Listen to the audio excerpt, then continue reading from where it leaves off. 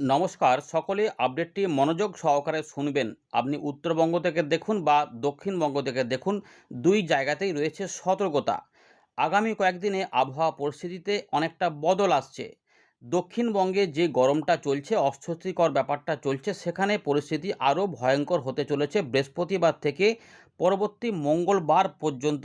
এই যে ৫ থেকে ৬টা দিন, এই সময়কালে অত্যন্ত গরম দক্ষিণবঙ্গের ওপরে বয়ে যাবে। এর ফলে কোথাও কোথাও তাপপ্রবাহ, লু পরিস্থিতিও হতে পারে। তবে আজ এবং আগামীকাল হয়তো কিছুটা ঝড় বৃষ্টি কোথাও কোথাও হয়ে স্বস্তি দিতে পারে, এবং এরই মাঝে বিক্ষিপ্ত ঝড় বৃষ্টি থাকলেও সমস্ত অংশে সেটা থাকবে না, ঘুরিয়ে পেঁচিয়ে থাকতে পারে।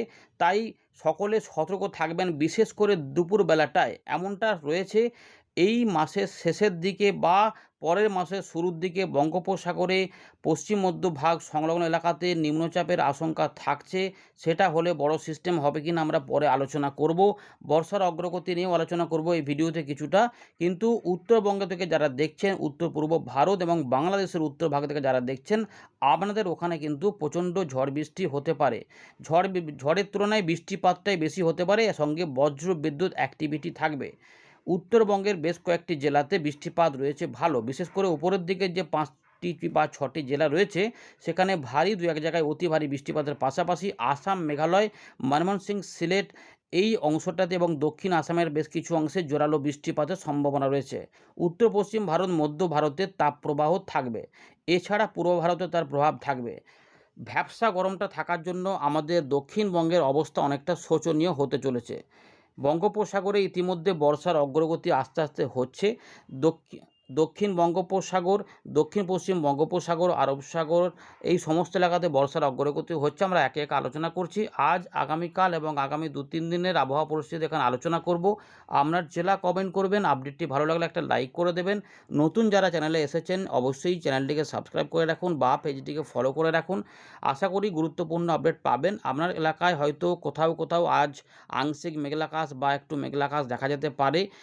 তার মানে কিন্তু এটা নয় যে দক্ষিণবঙ্গ থেকে যদি দেখেন যে আপনার এলাকায় বৃষ্টিপাত হয়েই যাবে, কোনো গ্যারান্টি নেই। কিন্তু বিশেষ কিছু অংশে সতর্কতা রয়েছে, যেমন আমাদের দক্ষিণবঙ্গের রয়েছে মুর্শিদাবাদের দক্ষিণ ভাগ, নদিয়া, পূর্ব বর্ধমান, কিছুটা উত্তর ২৪ পরগনা, বাঁকুড়া, হুগলি, কিছু কিছু কলকাতা, হাওড়া আশেপাশে সম্ভাবনা থাকছে এখানে কিছু স্থানীয় জোরালো মেঘ তৈরি হতে পারে। সেটা হচ্ছে যে মঙ্গলবার, বুধবার এই সময়কালের মধ্যে যে কোনো একটা দিনে থাকবে, হতে পারে। এবং দেখতে পাচ্ছেন যে উত্তরবঙ্গ, উত্তর পূর্ব ভারতে মেঘলা মেঘলা আকাশ, উপগ্রহ চিত্রে এই সমস্ত অংশে কিন্তু মেঘলা মেঘলা আকাশই থাকবে এবং আগামী কয়েকদিনে বৃষ্টিপাতের পরিবেশ থাকবে। আসাম, মেঘালয় থেকে যদি আপনি দেখে থাকেন কমেন্ট করবেন আপনার জায়গাটা। হোজাই, ডিমাপুর থেকে শুরু করে গুয়াহাটি, গোয়ালপাড়া, তুরা, ধুবড়ি এই সমস্ত অংশে থাকবে।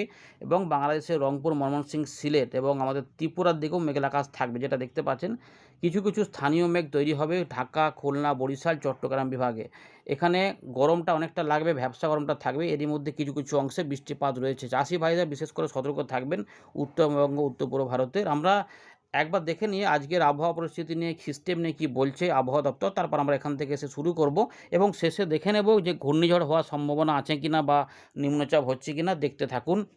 দেখুন বন্ধুরা, ১৯ তারিখ সকালবেলায় ভারতীয় মৌসুম ভবন যে আপডেটটি প্রকাশ করেছে, সেখানে আমরা দেখতে পাচ্ছি উত্তর পূর্ব ভারতে আগামী ২৪ তারিখ পর্যন্ত বৃষ্টিপাত রয়েছে। বিক্ষিপ্ত ভারী বৃষ্টিপাত থাকবে। আসাম, মেঘালয়, মিজোরাম, মণিপুর, ত্রিপুরা, অরুণাচল প্রদেশে এখানে রয়েছে দু এক জায়গায় অতি ভারী বৃষ্টিপাত থাকবে। আসাম, মেঘালয় ২৩ এবং ২৪ তারিখে বৃষ্টিপাতের সম্ভাবনা সবদিকে জোরালো থাকলেও আগামী ২-৩ দিনে কিছু বৃষ্টিপাত হতে পারে। ত্রিপুরা বা মিজোরাম, মণিপুর এই সমস্ত অংশ কিছু কিছু অংশে থাকবে কম বা করে, মোটামুটি বৃষ্টিপাত একটু থাকবে। এবারে দক্ষিণ ভারতে কিছু কিছু বৃষ্টিপাত রয়েছে।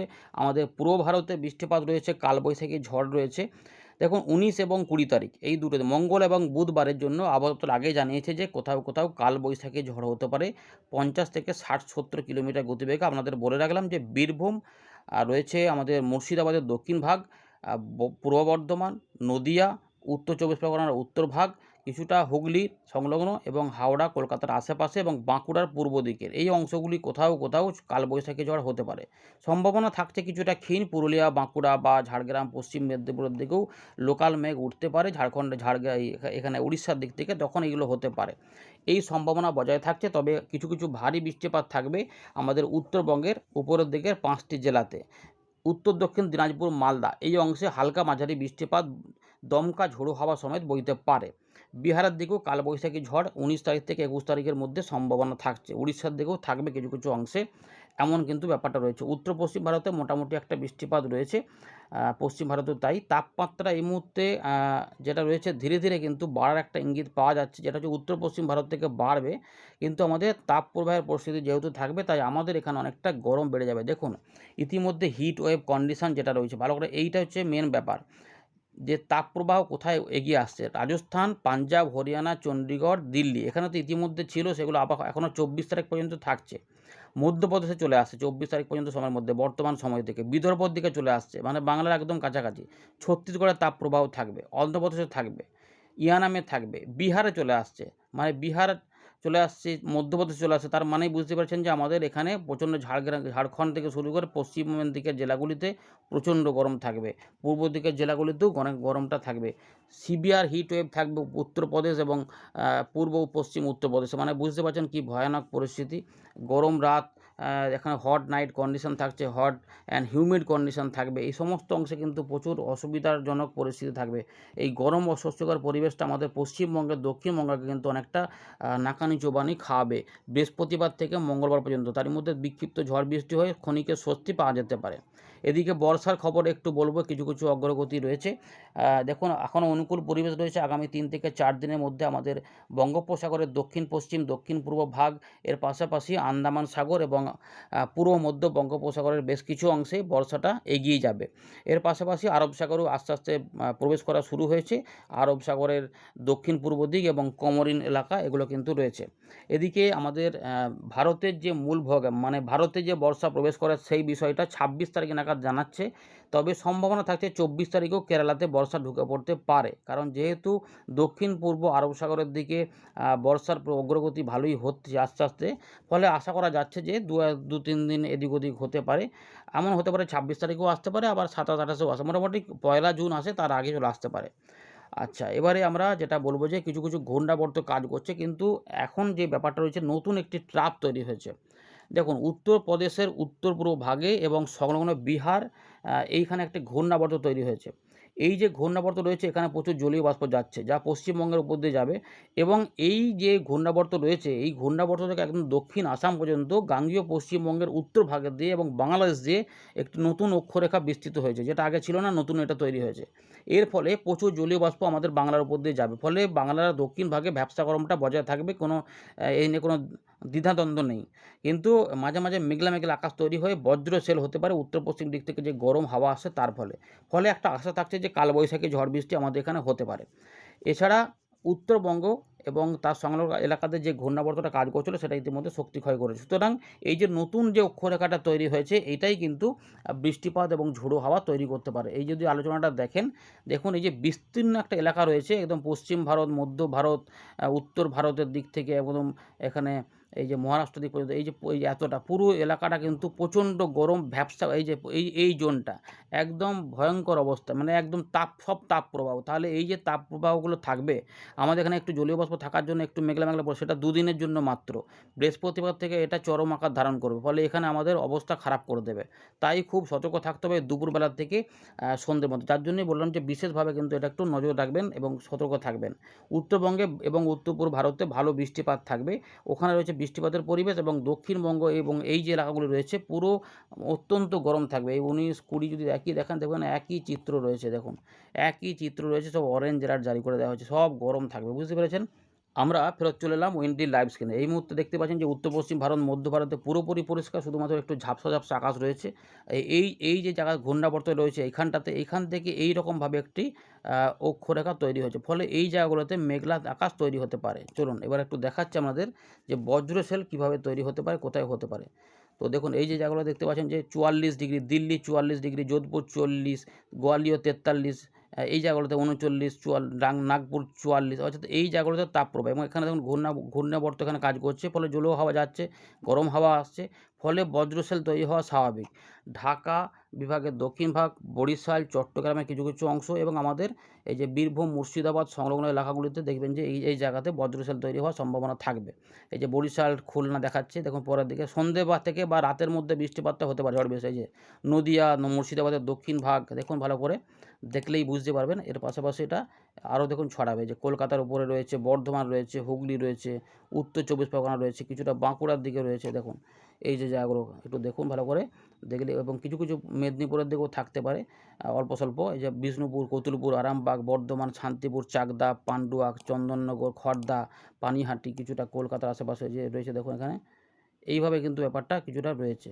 ভালো করে দেখে নিন, এই যে এইভাবে চন্দননগর থেকে শুরু করে যে শান্তিপুর, নদিয়া, গুসকরা, বোলপুর, কাটোয়া, কালনা, মেহেরপুর, দামুহারা, করচাঁদপুর, ঝিনাইদহ, মকসুদপুর এই এলাকার উপরে বজ্রশেলের ভারো পরিবেশ। সুতরাং এই জায়গাতে কিন্তু অরেঞ্জ অ্যালার্ট জারি করেছে আলিপুর আবহাওয়া। এখানে কালবৈশাখী ঝড়ের মতো হতে পারে, এই দার্গের মতো কোথাও কোথাও কিন্তু থাকবে। আবার দেখুন এই যে এইখান থেকে যে 21 তারিখের দিক থেকে বজ্রশেলের পরিমাণ একটু কমে যেতে পারে। মাঝে মাঝে একবার দুবার টুকটাক হতে পারে, কিন্তু মূলত প্রচণ্ড গরম থাকবে। কিন্তু উত্তরবঙ্গ, উত্তর পূর্ব ভারতে ব্যাপক বৃষ্টিপাতের আশঙ্কা কিন্তু রয়েছে। এগুলো কিন্তু আপনাদের দেখিয়ে দিচ্ছি, আস্তে আস্তে দেখলেই বুঝতে পারবেন। দেখুন একটু একটু করে দেখিয়ে দিচ্ছি, পুরো বিষয়টাকে দেখলেই বুঝতে পারবেন যে দেখুন বৃষ্টিপাত কিন্তু রয়েছে। এই যে বাংলাদেশে খুলনা, বরিশাল, ঢাকা, চট্টগ্রাম, ত্রিপুরার দিকে বিকেল সন্ধ্যের মধ্যে বৃষ্টিপাত থাকছে এবং চাষি ভাই সতর্ক থাকবেন। বজ্রপাত সহ বৃষ্টিপাত হতে পারে। কোথাও কোথাও ঝড় বৃষ্টি ভালো হয়ে গাছপালা ভাঙতে পারে, কোথাও কোথাও তীব্রতা বাড়তে পারে। তো এই যে রয়েছে এতটা এলাকার মধ্যে কিন্তু বৃষ্টিপাতের পরিবেশ রয়েছে। এই জায়গাতে নদিয়া, পূর্ব বর্ধমান, কিছুটা বীরভূম, এই যে শান্তিপুর, কৃষ্ণনগর, করচাঁদপুর, ঝামু এবং বাংলাদেশের পূর্ব এই পশ্চিম দিকে কিছু অংশ বর্ধমান সহ চন্দননগর, হুগলি, হাওড়া, কলকাতার দিকেও কিছু কিছু অংশে বৃষ্টিপাত পৌঁছে যেতে পারে এদিকে। অর্থাৎ এই অঞ্চলটার মধ্যে বৃষ্টিপাতের পরিবেশ থাকতে পারে। এবারে কিছু কিছু লোকাল মেঘ যদি এই দিকটাতে উঠে যায়, কারণ ঝাড়খণ্ডের দিকেও কিছুটা সম্ভাবনা রয়েছে, ফলে তখন এই জায়গাগুলোতেও বৃষ্টিপাত বীরভূম বা পুরুলিয়া, পশ্চিম বর্ধমান, না হলে কিন্তু অত্যন্ত গরম থাকবে এই সময়। এবং রাতের পর থেকে দেখুন উত্তরবঙ্গ, উত্তর পূর্ব ভারতে এই জায়গাগুলোতে বৃষ্টিপাত কিন্তু এখনও আগামী কয়েকদিনে এই অঞ্চলটা ভালো করে দেখুন, শুধুমাত্র বৃষ্টিপাত এখানেই থাকবে। ব্যাপক বৃষ্টিপাত কিন্তু আস্তে আস্তে আসবে, যেটা 21 তারিখ থেকে বাড়বে। মানে উত্তরবঙ্গটা বলেছে 21 থেকে 25-26-এর মধ্যে এখানে কিন্তু বৃষ্টিপাত দেখুন, এই যে প্রচুর বৃষ্টিপাত কিন্তু আসছে। মেঘলা মেঘলা আকাশ থাকবে এবং বৃষ্টিপাত হবে, ভারী বৃষ্টিপাত, অতি ভারী বৃষ্টিপাত মিলিয়ে মিশে থাকবে এই অংশটা। দেখুন মাঝে মাঝেই বৃষ্টিপাত থাকবে, প্রচুর জলীয় বাষ্প এখানে যোগান দিচ্ছে এই জায়গাগুলোতে। এটাই কিন্তু বুঝতে হবে এই সময়কালে। কিছু ভাগ্যের বৃষ্টিপাত দক্ষিণবঙ্গের দিকে হতে পারে, কিন্তু চাষি ভাই যাদের হয়তো শুকনো আবহাওয়া পরিস্থিতি দরকার তাদের জন্য একটু ঠিক আছে, কিন্তু প্রচণ্ড হিট থাকবে। দেখুন এই যে 26 তারিখ পর্যন্ত, 27 তারিখ পর্যন্ত এখানে বৃষ্টিপাত থাকবে। তারপর মাসের শেষের দিকে আমাদের দক্ষিণবঙ্গের দিকে 28 তারিখ বা আশপাশ থেকে এখানে ঝড় বৃষ্টির পরিবেশ আবার তৈরি হওয়া শুরু হবে। তাপমাত্রা নেমে চলে আসবে 40, হয়তো এখন 43 ডিগ্রি আশেপাশে আমাদের দক্ষিণবঙ্গের তাপমাত্রা পশ্চিমের দিকে চলে যাবে। সেখান থেকে কমে গিয়ে হয়তো দেখা যাবে 34-35-এ চলে যাবে। মানে বুঝতে পারছেন যে জুন মাসেও কিন্তু বৃষ্টিপাতের পরিবেশটা তৈরি হবে। এবারে আমরা যেটা দেখানোর চেষ্টা করছি যে এখানে কোনো ঘূর্ণাবর্ত বা কিছু নিম্নচাপ হবে কিনা। তো আমরা এখানে চলে গেলাম এই যে বায়ু প্রবাহ মোডে। তো এখানে ইতিমধ্যে দেখে নিচ্ছি ECMW মডেল কিছু বলছে কিনা। যদি কিছু হয়, এই মুহূর্তে যেটা খবর বোঝা যাচ্ছে যে পরে যা বায়ু প্রবাহ রয়েছে সেটা এর আপডেটে পরিবর্তন পাবেন। এই 28 তারিখ 29 তারিখের আশপাশ থেকে এই জায়গা বা এই জায়গাতে কিছু ঘূর্ণাবর্ত পরিস্থিতি তৈরি হতে পারে, সম্ভাবনা থাকছে, হতে পারে। এখানে এই যদি কিছু হয় তো এই জায়গাতে ঘূর্ণি হতে পারে। তাই শক্তিশালী কিছু হবে সেরকম নাও হতে পারে, কিন্তু নিম্নচাপের মতোও পরিস্থিতি হতে পারে। প্রাক বর্ষার সময়তে এটা হয়ে যেতে পারে।